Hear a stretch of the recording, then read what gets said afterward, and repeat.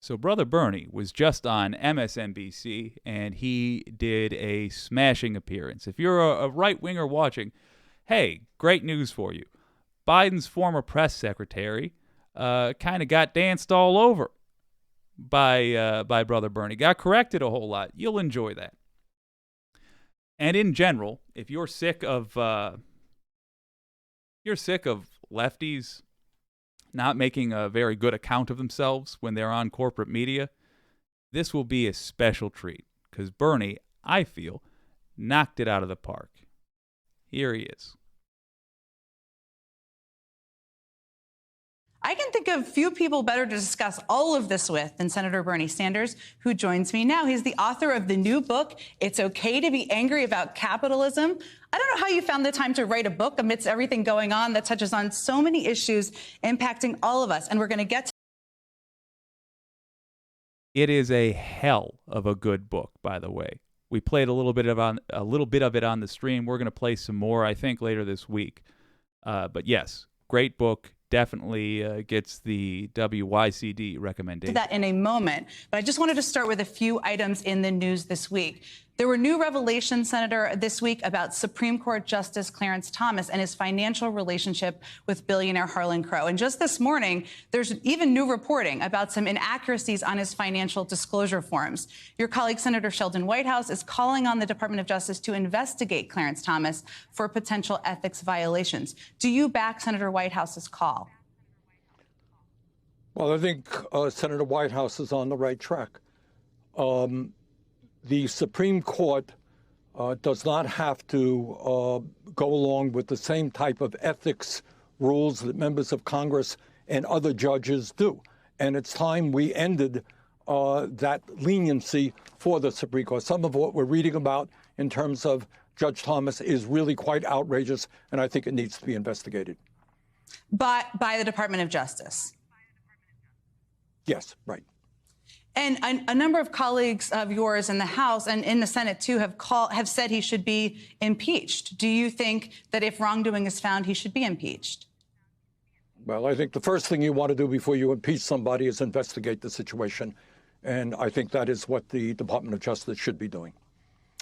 Someone who has spent a lot of time, really through her career, working on issues related to the judiciary is Senator Dianne Feinstein, one of your longtime colleagues. Representative Ro Khanna called for her to resign because her medical absence is keeping Democrats from confirming. Couple of things we can learn from Brother Bernie right here. Why is he so liked? Do you remember that Michigan map I showed you where all of the independents preferred Bernie Sanders to Hillary Clinton? Why was that? Do you think all of those independents followed policy so much? No, it's because he gives straight answers. He doesn't need to dance around. He doesn't have a specific phrase that he uses when he means one thing so that he can communicate to the people who are in the know but not the other. No, he gives straight answers. There is power in that. If you're an honest person, if you have honest beliefs, you should be able to explain them relatively simply. Now, he does qualify some things. He's still a politician, and a politician often has to be careful about their language so they don't accidentally overpromise or imply that they're going to do something that they don't mean. But he does it simply. He does it straightforward. And what the hell? I like him so much. I'm going to give him a wicked-centric compliment. It's a hell of a tie. All right, here we go. Judges, no doubt a big priority for all of you. But do you think she should resign? Well, I have not talked to Senator Feinstein in several weeks. My hope is that she will be back as soon as possible. The decision about whether somebody should resign rests on that individual themselves. I don't think she should be forced out. I think she should take into consideration her health situation and when she's going to be back. You're the chairman of the Senate Health Committee. It's a lot going on with that committee right now, which has oversight over the FDA. And right now, approval for the abortion pill could be revoked. It's really hanging in the balance. Should courts have the ability to rule to take a drug away from millions of people, like this, but also others? Look, this is a continuation of a fundamental attack on women's rights. It is beyond comprehension that in the year 2023, you have people who think that it should not be women who control their own bodies, but government. And this is just another example of that. And we have got to fight as hard as we can to make sure that women are the people who determine their lives and not somebody, some right-wing politician. Yes, sir. You wrote in an op-ed back in October, Senator Sanders, last year, that Democrats shouldn't focus only on abortion in the midterms. That's a mistake. It proved to be quite a winning issue. In fact, the level of backlash to Dobbs really even surprised me, and I've been at this a while too. I really like this segment. We're going to keep Bernie there because you can see how he's going to address this question. It's so good. She's putting words in the man's mouth. Look at how he handles it. It's exactly what I want to see. Did you underestimate the power of this issue and the power it had in motivating voters? No, Jen, what I said is that abortion should be front and center. The right of women to control their own lives is a fundamental issue, but it cannot be the only issue. And if you recall, during the 2020 campaign, at the end of the campaign, people started talking about workers' rights. People started talking about Social Security and preserving Medicare and health care. So, no, I don't think I was wrong. Bottom line is, of course, we have to continue the fight for women's rights and abortion rights. But you cannot ignore the reality that 60% of the workers in this country are living paycheck to paycheck. We have massive income and wealth inequality. People can't afford child care. They can't afford health care. And they are struggling. You cannot ignore those issues. Okay. So what we have right now,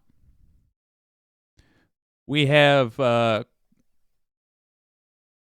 traditional corporate media doing what it always does, which is try to make the lefty seem like they're a bad strategist.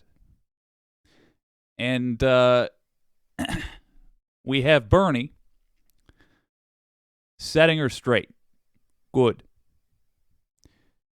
This is somebody, and I don't honestly think this was a calculation that she made. I don't think she sat down and thought, "Oh, I'm gonna get Bernie." No. I don't think it's as dramatic as all of that. I think she's surrounded by wealthy broadcasters. Before that, she was surrounded by the most powerful politicians in the country. And I think she views things from a perspective of what's the way to trick the American voters best into voting for us. That's how she views things. Whereas Bernie, he's talking about serious issues. He's talking about campaigning not just on one issue, not just being showy about one issue, but laying out a vision for the country. In other words, he's serious about the job. On a side note, I think we should strongly consider putting in rules for people that have worked in government that prevents them from getting other jobs within a certain amount of time of being in government. I don't like that we have Claire McCaskill on MSNBC. I damn sure don't like the former press secretary for a president having a show. I want them thinking only about the job that they're doing and not the job they might be getting if they make certain people pleased with them. That is how you get corruption. Don't like it. Let's consider laws that change it. All of them are important, is what you're saying. You need to focus on all of them. We just got new details, Senator, about another mass shooting. This one overnight in Alabama at a teenager's birthday party. A lot of details are still coming out. You yourself, I think, and you've talked about this a fair amount, have evolved on the issues of guns. You voted against a bill in 1993 that established national background checks and for a bill in 2005 that protected gun companies from lawsuits. You've been very pro-gun safety and all of the measures in recent years. As gun reform advocates are looking to try to move people to actually do something, what can they learn from you about your own evolution on this issue, about how to approach it? Well, let's be clear, Jen. Let us be clear. 1988, when I ran for Congress the first time, I supported a ban on assault weapons. All right. And I come from a rural state. A lot of people are hunters here and do target practice, et cetera. But where we are right now, what the world has seen horrifically, unspeakably, in the last 20 plus years are these terrible, terrible mass shootings in schools and elsewhere. And the very good news is that ordinary Americans in large numbers understand that we need at least common sense gun safety legislation. That means people who should not own guns for a variety of reasons based on their background must not have that. We need universal background checks, in my view. Like, for example, somebody that's willing to shoot a 16-year-old kid for the crime of having knocked on a door or rang a doorbell. That sort of person shouldn't have a gun. Wholeheartedly agreed. Want to address one comment. Patrick Thibodeau says, I wish Bernie was 15 years younger. For that matter, I wish I was 15 years younger. Yeah, I feel you, brother. Getting up in the morning sometimes. There's cricks where I don't even know where they come from.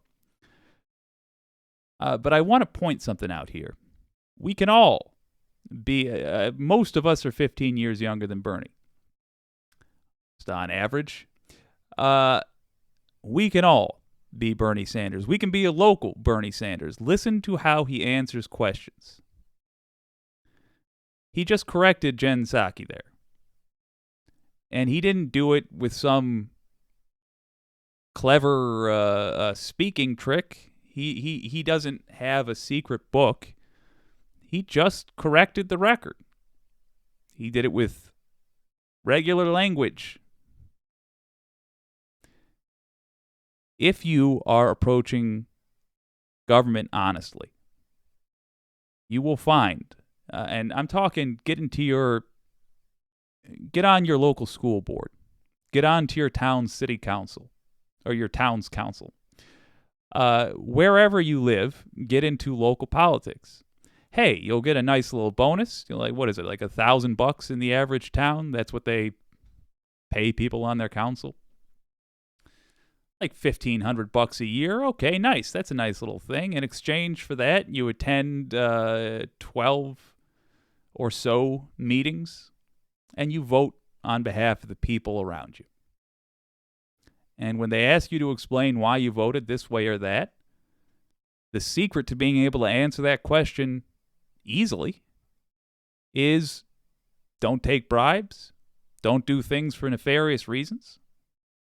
Try to look out for people's best interests and explain why you thought that was in people's best interests. Be a local Bernie. You can do it. For last 20 plus years, I think that when you're looking at these automatic weapons that are designed to kill people rapidly, these are military weapons. These are not weapons that should be in our civil society. Former President Trump has appealed to working class voters, as have you over the course of your career quite a bit. And in a recent CNN poll, Jen, I don't appeal to working class voters. I appeal to voters in general. And all of these you certainly do.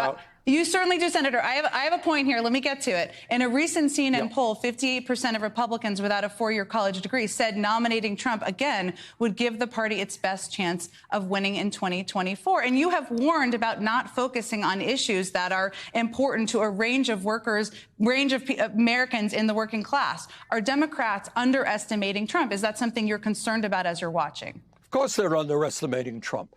But the issue that we should ask ourselves is how does it happen when you have a pathological liar who is a billionaire who could care less about working class people ends up with so much working class support? And the reason is that that is that for too many years, the Democratic leadership has turned its back on working people. So you'll have today a minimum wage which remains at $7.25 an hour. That makes sense? You are the only major country on earth that doesn't guarantee health care to all people as a human right.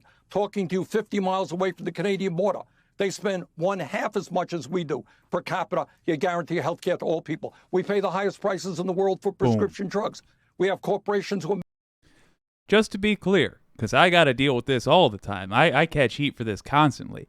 They pay half as much as we do, and they don't have to worry about whether or not they can pay for a doctor's visit when they go there. Let me just say it again. Third time, because you need to grasp this. Canadians pay half as much as we do. And they have infinite free health care if that's what they end up needing. We could have the same system. We could all decide literally next year to have the same system by voting as far left as you can in the primaries and then going all blue in the general. And we could have that system. Mull that one over. Making it harder for workers to join unions. We have a child care system, which is a total disaster. Do you think we are paying attention to the needs of the working class in this country? Billionaires are doing phenomenally well. It's time we stood up with work for working people and fought for a government and a society that work for all of us. And when you do that, I think people will see the fraudulent nature of somebody like Donald Trump. Stick on this for a moment. Maybe not that particular tongue. I'll smack the old lips as well. Somebody said, let's jump back up here. Let me get this correct comment now.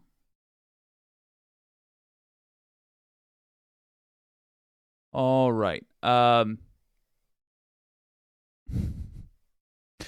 Well, I'm gonna skip the specific comment because I failed to highlight it. That's my bad. But look, somebody was mentioning that Jen Psaki is essentially speaking with the voice of corporations now, or corporate Democrats, something along those lines. And yeah, I agree. And let's really focus on what they just discussed. In fact, I like the way that looked. So let's we're going to set up a little talking spot. Yeah. Okay. So Jen Psaki's framing of that question would have led you to believe that the clever political strategist thing to do would be to adopt some of Trump's talking points. How do we appeal to the working class Americans? We're underestimating Trump. What we have to do is be just a little bit racist. What we have to do is really demonize some of the same people. Otherwise, well, we're not going to appeal to those working class. It's nonsense, of course. It shows the utter misunderstanding of what is going on. I realize she didn't say to do those exact things. I'm putting words in her mouth. But the question is framed to lead somebody down that path. We're underestimating Trump, so should we be more Trump-like? Whereas Bernie is actually seriously answering the question. Focus on issues that appeal to working class Americans. In other words, and let me declown the explanation I gave of Jen Psaki's question. She's saying should we make more appeals to working class Americans? Because Trump appeals to working class Americans, even though he doesn't do anything for them. And Bernie's counter to that is to say, yeah, we should appeal to working class Americans by doing things for working class Americans. We should appeal, in other words, like Democrats, to working class Americans. In other words, actually get things done for them so that we can have something to talk about, to say that we are doing for them. What Jen Psaki would have you believe, based on her little framing there, is that the way to get working class Americans on your side is to do performative nonsense. In other words, the Democrat specialty. And I will tell you now, in 2023, going into the summer of, and then eyeball in 2024, you're going to see tons of corporate Democrats with cowboy hats on, visiting factories, assembly lines, and not talking about raising the minimum wage, not talking about giving everybody health care, but talking about how, I grew up in a town a whole lot like this, and we're going to give a massive tax break to bring a big old business into town and give you even more jobs. That's not going to appeal to working class Americans. Saying, we're going to give you the opportunity to work harder. We're going to give you more of an opportunity to participate in this system, which will not allow you to retire. That's not going to appeal to anyone. But Bernie's might. President Biden said this week he plans to run for re-election, but he is not yet prepared to announce. You have said you're going to support President Biden, but are there places, and maybe you touched on some of them just now, where you've been frustrated that his administration hasn't gone far enough at this point? Of course they have. Look, you tell me, let the American people decide why in some cases we're paying 10 times more for prescription drugs as do the people of other nations. Why? And that has to do with the power of the pharmaceutical industry, the fact that they have 1,700 paid lobbyists in Washington, D.C. Has the president been strong enough in telling the drug companies, sorry, stop ripping off the American people while you're enjoying record-breaking profits? No, he has not. We need to raise the minimum wage, in my view, to at least $17 an hour so that working people, low-income people, get a fair shake. Have we heard enough about that? No, we have not. We need, as I mentioned earlier, to make sure that not only do we protect Social Security from the cuts the Republicans wanted, we have to expand it. Half of the elderly people in this country have nothing in the bank as they face retirement. I haven't heard the president talking about that as much as he should. And bottom line, and this is what the book was about that you mentioned earlier, we are moving toward an oligarchic form of society.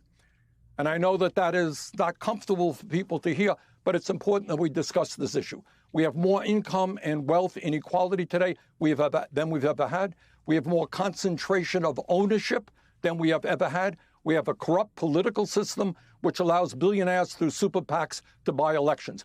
Those are some of the issues we need to discuss on corporate media. We need to discuss in the United States Congress. The title of your book, It's Okay to Be Angry About Capitalism, really did sit with me. It is a memorable book title, Senator.